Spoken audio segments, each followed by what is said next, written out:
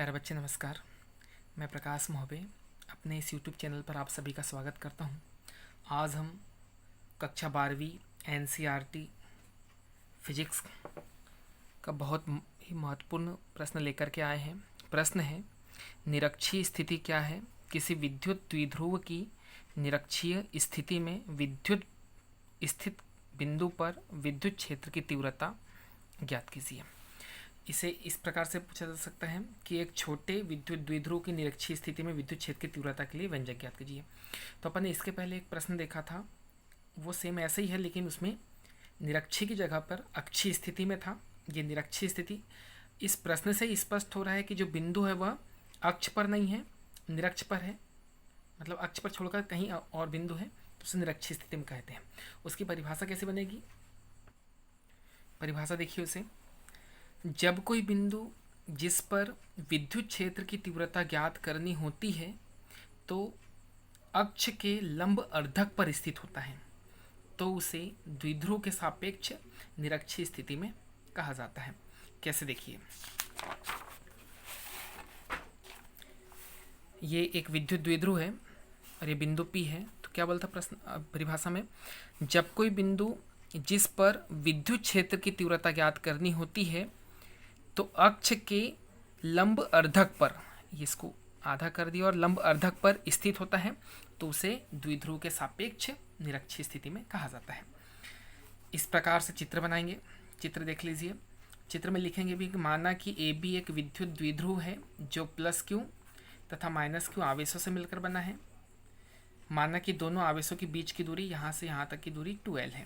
इसके मध्य बिंदु अर्थात ये मध्य बिंदु O से R दूरी पर एक बिंदु P है जिस पर विद्युत क्षेत्र की तीव्रता ज्ञात करनी है। चित्र समझिए एक बार।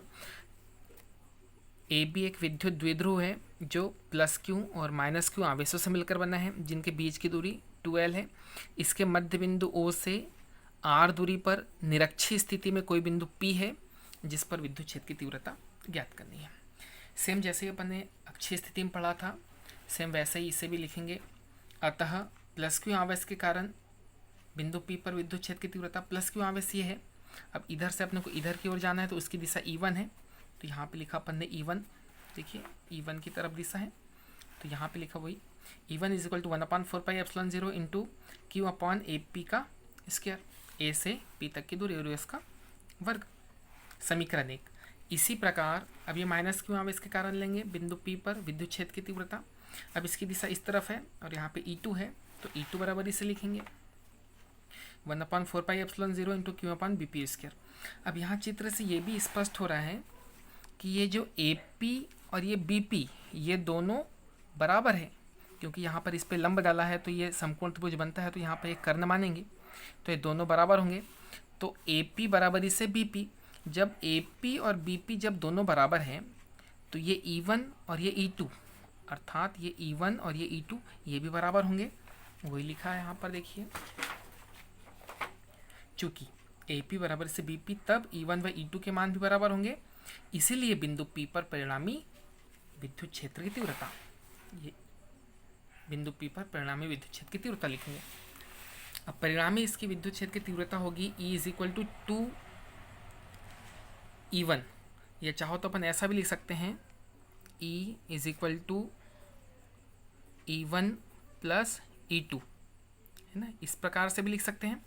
फिर यहाँ पर दो कोण बन रहे हैं, एक कोण ये और एक कोण ये, तो दो कोण बनाने के लिए अपन 2θ/2, है ना, दो कोण बने तो 2θ और कितने कोण है तो 2 है, तो cos 2θ/2 लिख देंगे वहाँ पर नीचे, यहाँ पे cos 2θ/2, ये 2 से 2 कैंसिल हो जाएगा। और यहाँ से अपन ये भी पढ़ा था कि E1 बराबर से E2 होते हैं, तो यहाँ पर अपन E2 की जगह E1 रखेंगे और E1 और E1 दोनों को जोड़ देंगे, 2E1 हो जाएगा और cos 2 से 2 कैंसिल और यहाँ पे थीटा बचा, इसको दे देंगे समीकरण 3। क्लियर है यहाँ तक? अब समीकरण 1 से E1 का मान, जो अपन ने समीकरण 1 बनाया था, ये यहाँ से अपन E1 का मान जो है 1/4πε0 Q upon A P square, समीकरण 3 यहाँ पे पुट करते हैं अपन E1 की जगह पर। तो E1 का जो मान है 1/4πε0 into Q upon A P square और ये कॉस थीटा, वैसे इसको दे दिया अपन ने इक्वेशन 4। अब एक समकोण त्रिभुज पी ओ ए में लेते हैं पाइथागोरस प्रमेय से, क्योंकि अपने को एक ए पी स्क्वायर और कॉस थीटा इन दोनों का मान निकालना है। तो सबसे पहले अपन ए पी का मान निकाल लें, फिर कॉस का निकालेंगे। तो ए पी का निकालने के लिए ए और पी देखिए कहाँ पे है, ये ए पी है, ये कर्ण दिख रहा है, ये लंब दिख रहा है, ये आधार दिख रहा है, यहाँ पे एक समकोण त्रिभुज मिल रहा है। तो समकोण त्रिभुज में अपन पाइथागोरस प्रमेय लगाया तो कर्ण मिलेगा अपना ए पी स्क्वायर, लंब मिलेगा ओ पी और आधार मिलेगा ये। ठीक, ये लगाया अपन ने इस प्रकार से। तो ए पी स्क्वायर बराबर से ओ पी स्क्वायर बराबर से ओ ए का स्क्वायर। ओ से लेकर पी तक का जो मान है, देखो यहाँ से ओ से पी तक का मान है आर, तो आर का स्क्वायर, और उसके बाद में ओ से ए तक है एल। तो यहाँ पे देखिए, यहाँ आर स्क्वायर प्लस ये एल स्क्वायर कर दिया, यहाँ से स्क्वायर हटा तो यहाँ अंडर रूट हो गया। चलो इसी प्रकार अब भी अपन ने ए पी स्क्वायर का मान निकाल चुके हैं, अब निकालेंगे कॉस थीटा का मान। उसी त्रिभुज में देखते हैं कॉस थीटा बराबर से आधार बटे कर्ण होता है, नहीं याद रहता है तो लाल बटे कक्का से याद रखो। साइन कॉस 10 ये कॉस का मान है, ए से आधार, के से कर्ण, आधार बटे कर्ण, ये रखा अपन ने। आधार है ओ ए और कर्ण है ए पी। ओ ए का मान, ये ओ ए का मान देख लो क्या है, ओ ए का मान एल, और ए पी का मान अपन ने अभी निकाला under root R square plus L square, put कर दिया अपन ने यहाँ पर। अब अपन ने कॉस थीटा का मान निकाल लिया और ए पी का मान, इन दोनों मान को अपन समीकरण 4 में रखते हैं, यहाँ पर और यहाँ पर। देखें क्या होता है आगे। 1/4πε0 ऐसे ही, ये 2 क्यों भी लिखा है ऐसा ही, और ए पी स्क्वायर का मान, ए पी स्क्वायर का मान देखो कहाँ है, R square plus L square, ये रखा है यहाँ पर इनटू, फिर यहाँ पे एक कॉस है, कॉस थीटा। अब कॉस थीटा का मान अपन अभी निकाल चुके हैं जी, L upon under root R square plus L square. क्या करें अपन इसके बाद, अंडर रूट को हटाते हैं, अंडर रूट को हटाया यहाँ से, अंडर रूट का मान रखा अपन ने 1/2, बाकी सेम वैसे ही वही प्रोसेस आगे देखें। इसके बाद अपन ने क्या किया, इसकी घात देखो 1/2 है और इसकी घात कुछ नहीं है तो 1 है। अब गुणा है यहाँ पर, इनटू का चिन्ह है। अब दोनों का आधार समान है, तो घातांक का नियम ये है कि दोनों यदि आधार समान हो तो गुणा करते समय घातें जुड़ जाती हैं। तो दोनों का आधार एक बार लिखेंगे और घात इसकी 1 है और इसकी 1/2, तो 2 का तो ऐसा आ जाएगा, वो इस प्रकार से घात आएगी 1 + 1/2, तो 2 एकम 2 और 2 और 1 3, 3/2 उसकी घात हो जाएगी अगले स्टेप में। देखिए इस प्रकार से इसकी घात आ गई 3/2। चूँकि अपन ने विद्युत द्विध्रुव आघूर्ण में पढ़ा है कि P = Q × 2L होता है, तो Q × 2L की जगह पे P रख दिया।